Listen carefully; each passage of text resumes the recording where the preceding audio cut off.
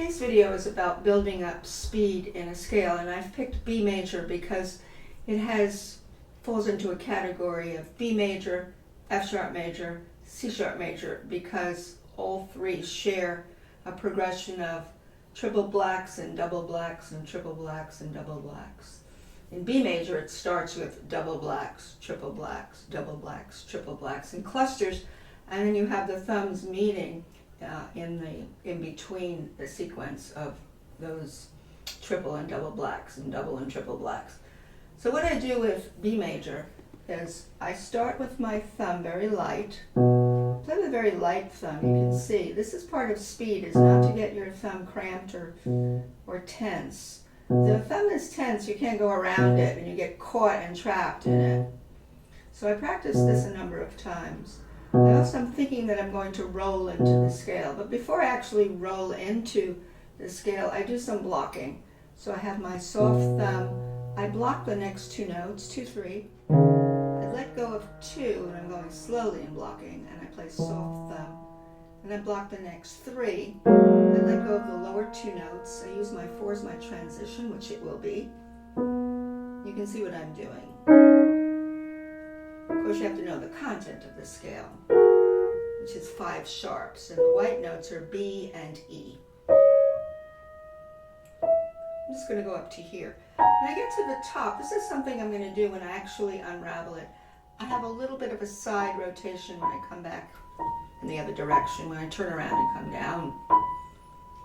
The reason I do that is because it's going to allow a round corner. It's going to be a rounded turnaround to take me back down.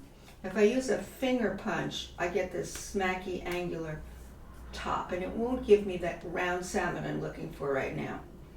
So once you've done your blocks, as I've done, and you want to speed them up, when you speed them up, you're actually doing the same thing that you did before. Rotate this way and over, loop around. I call this the loop around when I go, without twisting the elbows or the elbows coming out, you're just looping around like this. At the end, you'll notice what I do. Come a little bit below and push forward, because I want a nice melted cadence. I want to be able to really gracefully, smoothly taper the scale.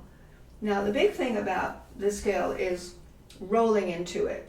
When you want to get the speed, you don't want to be caught with a punch when you start. It sort of becomes a trap. It holds you back from continuity and energy flowing in a slope all the way to the top and then a loop around. You can do things like this.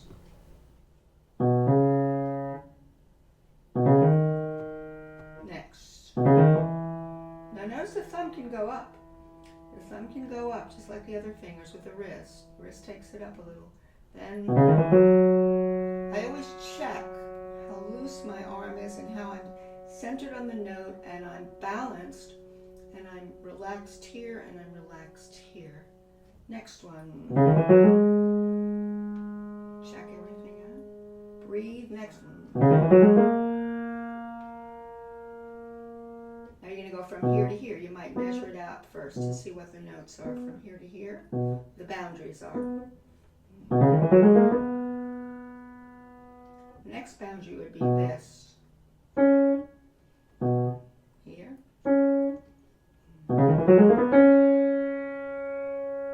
Check everything, relax.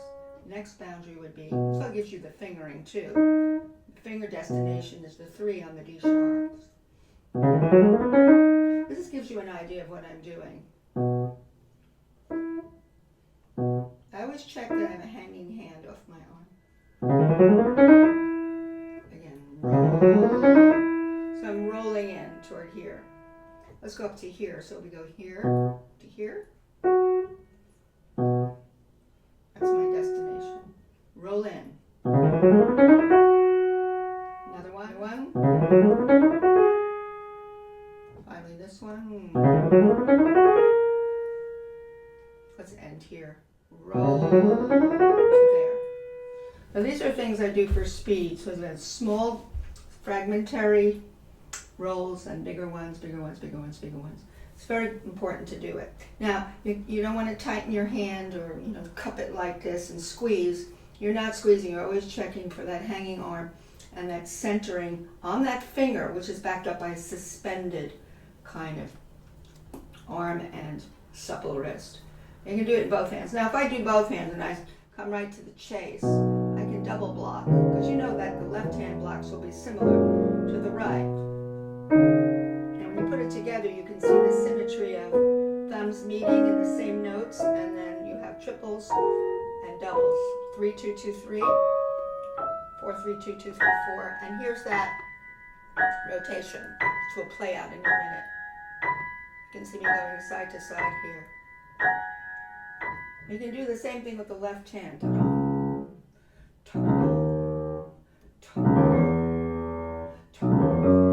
you can do it both hands. Next.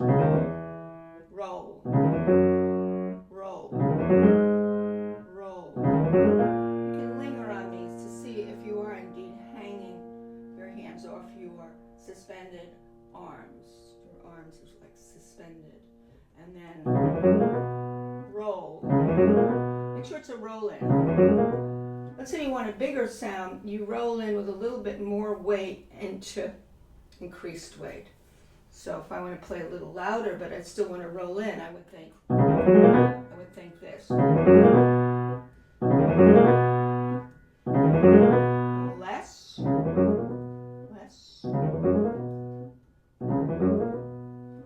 But I suggest when you want to get the speed that you don't try to leverage so much arm weight when you do this exercise, that you just feel the rolling with less arm weight. Just check your and check that. Now I'm going to roll out this scale all the way to the top, and I'm going to show you the rotation I use at the top. Rolling a little slower.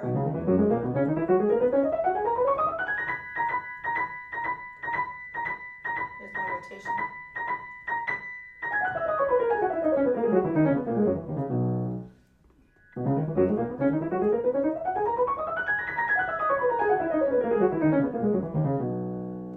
Always check for that.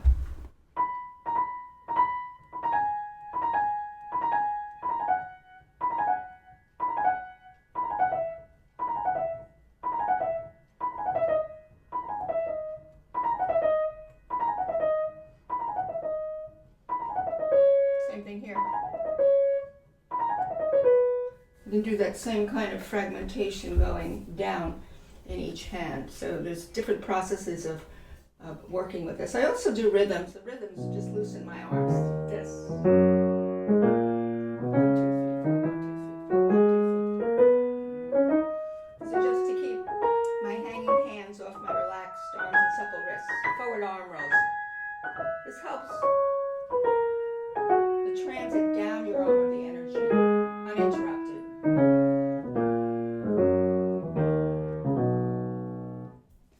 Roll in.